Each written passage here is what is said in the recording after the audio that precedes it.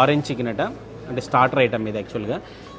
వీళ్ళ దగ్గర orange chicken, pineapple chicken అట్లా ఫ్రూట్ కాంబినేషన్తో ఒక స్టార్టర్ కూడా ఉంది. అది కొంచెం వీళ్ళ సిగ్నేచర్ ఐటమ్స్గా కూడా చెప్తున్నారనమాట. స్వీట్తో ఇక్కడ జర్నీని స్టార్ట్ చేద్దాం. కొంతమంది అయితే లాస్ట్లో కూడా తింటారు స్వీట్, బట్ మనకి ఫస్ట్ ఇంట్రెస్ట్, సో ఫస్ట్ తినేస్తాం. ఇక్కడ నాకు చాలా స్పెషల్గా అనిపించింది ఏంటంటే ఈ ఆలూ పూస. ఆలూని ఇట్లా కారపూసలాగా దాన్ని చెక్కి ఈ ఆలూ పూసలో మళ్ళీ ఈ వేరుశనగ గుళ్ళతో వేయించి చాలా స్పెషల్గా ఉంది.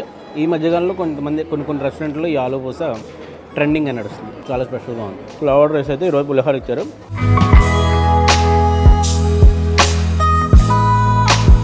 సో ముద్దపప్పు కలుపుతుంటే కమ్మగా ఉంది, కమ్మటి సువాసన వస్తుంది.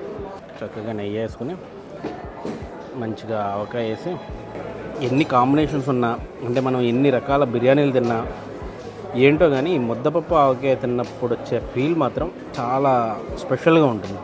ఎందుకంటే అది మన ట్రెడిషన్తో ముడిపడుందో, లేకపోతే మనకి ఫస్ట్ నుంచి మన చిన్నప్పటి నుంచి ఈ ముద్దపప్పు ఆవకాయతో ఆ ఎమోషన్ బాండింగ్ ఉండడం వల్ల కానీ